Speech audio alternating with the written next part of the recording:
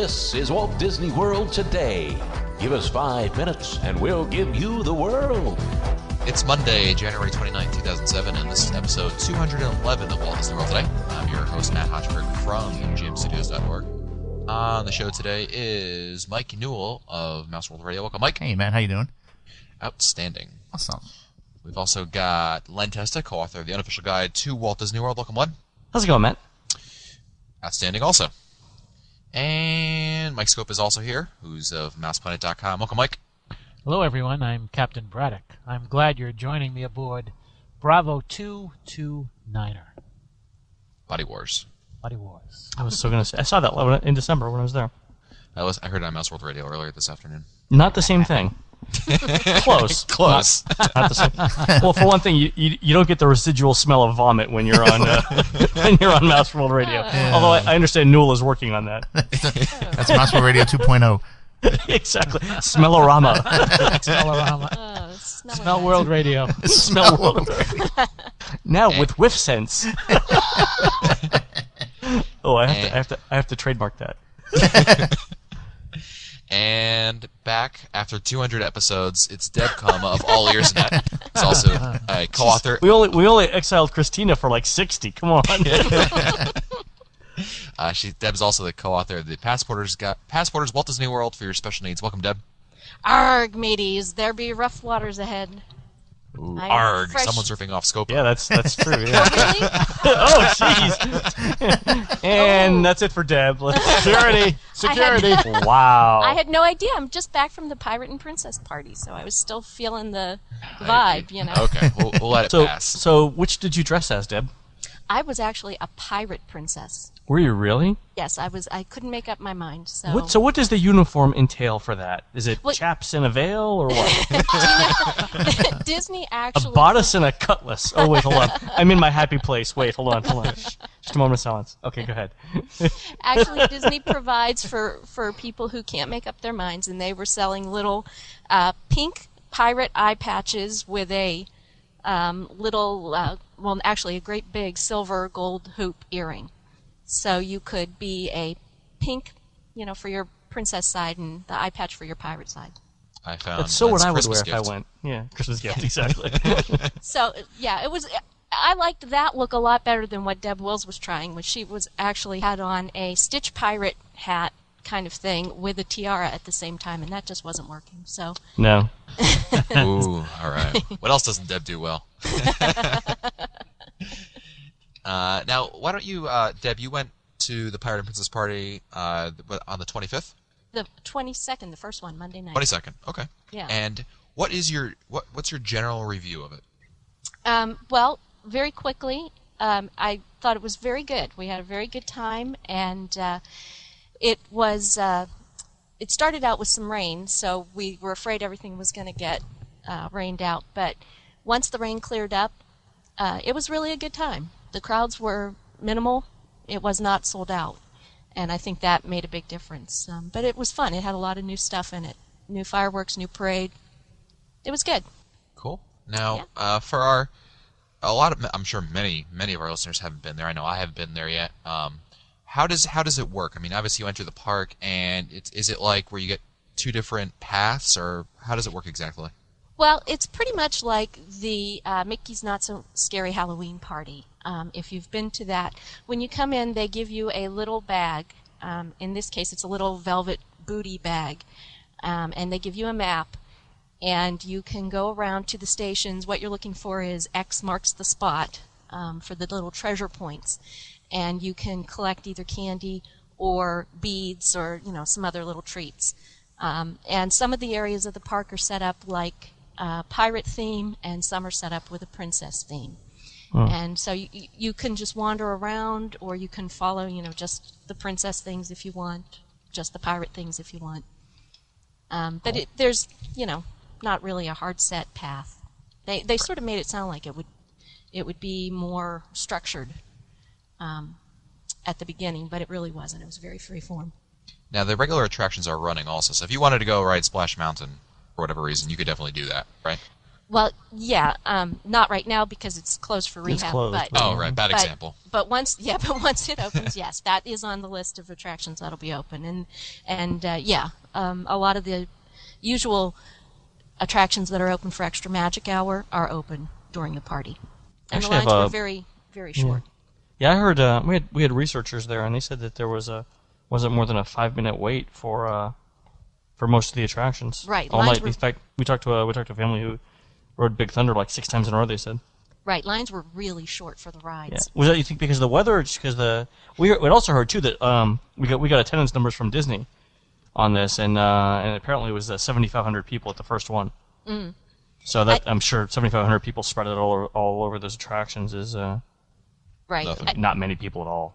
not at all. It was very manageable, and I think the rain had a lot to do with it. Hey, the Pirate and Parrot was open. What were they serving there? They just had, oh boy, they just had a few things, and it was not their usual menu, and I can't remember exactly. We did take a picture of Pirate what they were burgers, serving. pirate pizza, pirate chicken fingers. It wasn't the usual, tacos and stuff that they had. Yeah. They just had 2 or 3 items, not a lot. But while the lines for the rides were really short, the lines for the treasure were horrendous. Well, You know, yeah, I mean, everybody come on, was it's treasure. Everybody was waiting to get their beads or their candy or whatever, and the lines at the character meet and greet spots were pretty long also. Were there cool characters for this particular event, like ones you don't usually see? Yeah, there were actually, and probably the coolest one was Captain Jack Sparrow. They Obviously. actually had him sitting in the Adventureland veranda. They had opened that up. Oh, wow. That's that little space kind of behind Yeah. Aloha Isle there. And the lines for Captain Jack were extremely long, as you can imagine. It's the only time you can get a photo op with him. Yeah. And, the guy who does Captain Jack isn't bad. Well, I don't know who was doing it that night. I have seen 2 or 3 guys doing the pirate tutorial that they have, and there's one guy that you would swear was Johnny Depp. Yeah. But this night, Monday night, the line was constantly long to get to see him, so we didn't actually get in there. And I checked back again at around 11:15, and the line was still 45 minutes. Dude. So he was extremely popular. But there was also Pirate Mickey was out, and there was like an Aladdin camel all dressed up that was out, and some A real some different- camel or a plot? Yeah. It was a camel. The camel had sort of like a harem girl's outfit on. But it was a real camel? A costume Alive. character. A costume Oh, okay, character. okay. Camel, yeah. It was in, like I said, like a harem girl's outfit, and that was kind of an unusual thing you don't see every day. Interesting. Yeah, and so there was a good variety of characters out, and of course, Belle and a lot of the princesses and that were out also. Tell us about some of the events, Deb. Well, let's see. They had scattered around the park different live performers. They had in Adventureland a group of acrobats that they were calling the Agrabats. Oh, Sounds nice. like Scopa Yeah. named it. Yeah. Good lord. And they were, well, like I said, they were in Adventureland, and the Captain Jack's pirate tutorial was performed several times throughout the night also by the Pirates of the Caribbean there. Over in Liberty Square, they were sort of trying to give that a riverboat. They called it the Riverboat Riviera. And they had a magician wandering around over there, Blackjack Dupree, I think they called him. And he was performing over at the Diamond Horseshoe. And then they had the Dapper Dans dressed up in sort of Western attire, and they were strolling around singing. And then they had some dance parties for the kids over in Cosmic Rays. They had DJ spinning, kiddie-type dance music. Okay. What? Did you guys see the what was it called? It was I was reading the promo for it. It was breakdancing space pirates in Tomorrowland. I did not get to see them. Okay, first of all, but I did hear about them. Okay, I'll try not to use profanity. But what the heck is a breakdancing space pirate? Come on, Len, you don't know what one is? I mean, Come on. I actually paid valid American currency to see in a theater Breakin' 2 Electric Boogaloo. So I know. So, Well, what does that say about you, Len? so it says that I'm a man that appreciates the fine arts. My question is, I don't recall Hannah Montana anywhere one in that film, space pirates. Yeah. That is the definitive work on the subject, as far as I'm concerned. I would love to be in that board meeting where they're like, yeah, you know what we need? You know when you hear Breakdancing space pirates. Brilliant. Well, I think there was kind of a stretch trying to tie in Tomorrowland to the pirate theme. They tried anyway. They called it Solaris's system or something. Whatever, The different lands had different names. They renamed them for the evening, and we did run into Eddie Eclipse, who was a breakdancing disc jockey space pirate type person. He had Whatever. a funny kind of outfit on. One and of he the few did some- DJs who has not dated Yeah. Nicole Richie, but go ahead. but he did sort of do some breakdancing moves for us, and yeah, Eddie Eclipse was his name. He was good. Deb, was there an even balance of events between the pirates and the princesses? Well, I think there's probably always more for the princesses. There's just seems to be, maybe it's easier to do stuff for the little girls. I'm not sure, but it seemed like there was a lot more for the princesses. That's interesting, because you would think that like Adventureland, Liberty Square, and Frontierland, you could pretty much dedicate to the whole pirate theme. Well, Liberty Square was kind of, like I said, strange. They sort of had that sort of a riverboat gambler kind of, that's what they were trying to do with that. And I don't know, it just didn't work. And they had Really? a special spiel on the riverboat. It was supposed to The be Haunted Riverboat thing, right? How did Right. that look? That was very disappointing, I must say. Was it really? Yeah, it was. It was talking about the Pirates of the Caribbean, and as you're riding on the riverboat, You you're can't. not seeing Where's the anything. ride? Yeah, Where's the ride?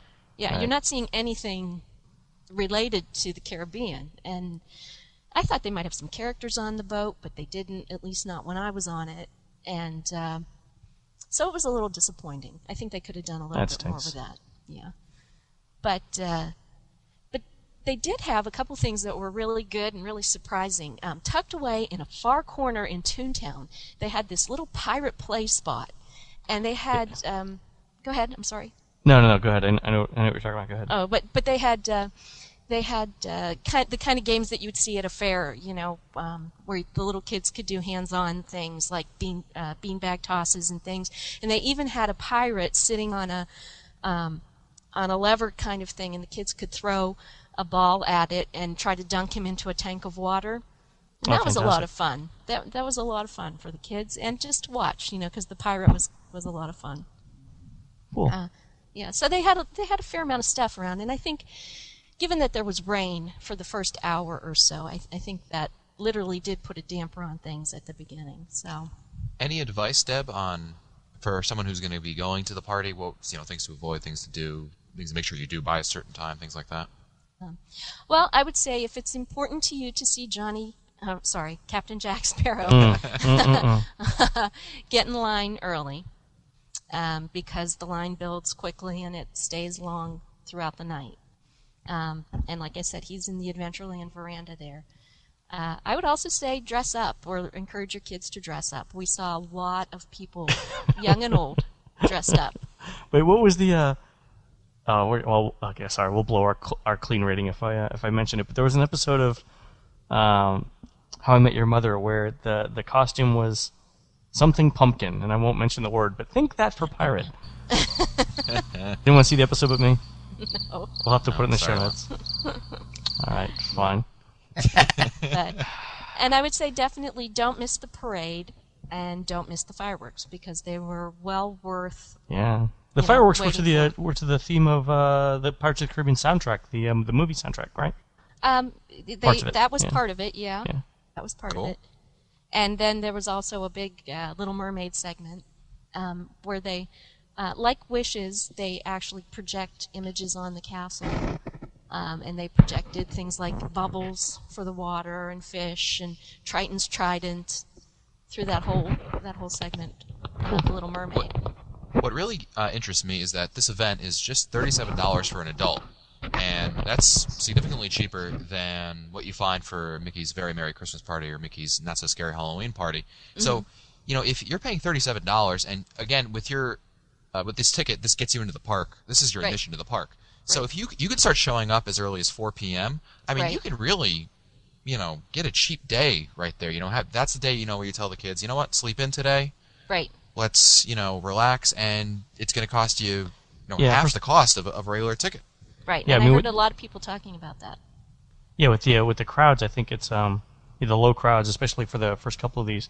Plus the fact that so many attractions were open. Yeah, I mean that's not bad. Yeah, I mean it literally is half price, for a standard ticket.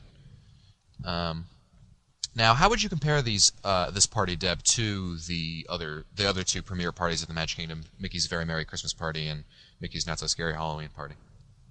Well, I found it more enjoyable mostly because the crowds were so low.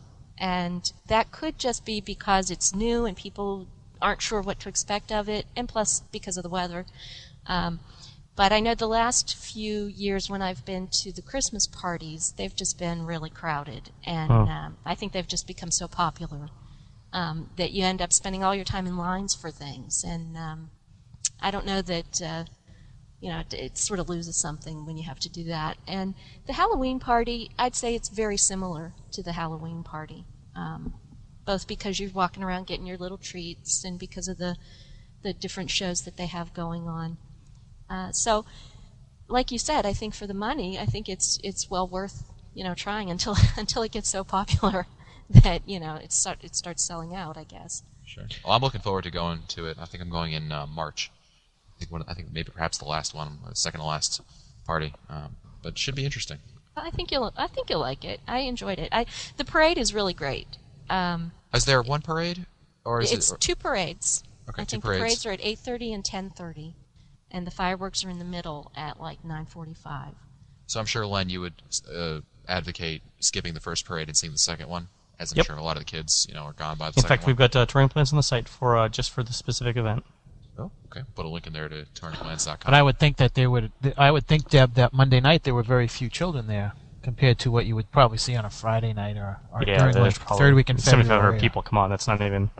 Yeah. Well, That's nothing, there were a so. fair number of kids. There Really? really were. But yeah, by the time of the second parade, the park had definitely emptied out. And, Kids at Disney World, who'd have thunk it? Yeah, right. But the parade has a pirate ship float with Johnny Depp. Or I keep saying that, but it's not. It's Captain Jack Sparrow.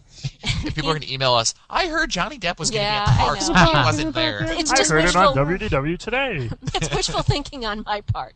I kind of wish it was Johnny Depp up there, It's but the wine talking. yeah, that's right. That's right. Nothing wrong with But that. We liquor up our guests before they come on. that's right. Each guest Yeah, on just, WW Today will level the receive a playing bottle field. of wine. Exactly. Well, anyway, Captain Jack Sparrow is on top of the float, and he is, it's a lot of fun to see him. And that float is followed by a Tinkerbell float, which was, just Wait, great to see. Is Tinkerbell a person, like in Yes. Disneyland? Yes, it's Oh. a live cast member, Cool. and she's, kicking her feet and giggling and pouting and doing all the things that Tinkerbell does. Is she sitting, like in Disneyland? She's sitting, yeah. Yeah, okay. From the pictures, she looked like she was a little in need of Weight Watchers or something. Ow. Ouch. Jeez, Scopa. Yeah. No, the pictures don't lie. Maybe they had what they say. The camera adds 5 pounds. 10 I don't know how many pounds. cameras are on it, but So she's got about 4 or 5 cameras on her. Is that what you're yeah. saying? It just didn't. You think of Tinkerbell, you think of a very slight, short, tiny person. So when you imagine her in your head, is that what you're saying? Yeah. we're on dangerous territory here, even before I didn't mention. Well, no one can really get in the way of his beloved Belle, of course. That's true. That's true. True. Well, Deb, thanks for coming on and talking to us about Pirates and Princesses. Oh, sure. I was very happy to be there on the first night. It was kind of cool just to see something brand new. So. And we look forward to talking to you in another 200 episodes. Okay, right. yeah, I'll mark my See you in a year and a half. Mark my calendar for 2009. I'll see you then. That's it for us today. If you want to read our show notes, download older episodes, or email us, visit the Walt Disney World Today website at www.wdwtoday.com. For Line Testa, Mike Scopa, Mike Newell, and Deb Coma, I'm Matt Hodgeberg. We'll see you on the next show.